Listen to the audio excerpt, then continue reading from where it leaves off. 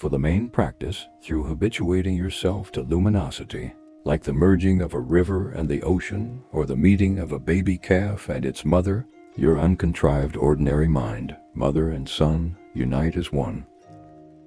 After your own experience of luminosity and the characteristic of the luminosity of the bardo unify as one, finally at death, the Prajnaparamita, luminous dharmakaya, will be attained.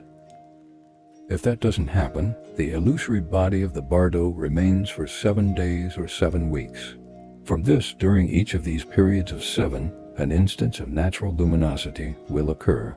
If luminosity and the illusory body are not recognized, you will circle in the 3 realms. Through the force of the yogi's previous momentum, the recognition of luminosity and the illusory body dawn at this time without fail.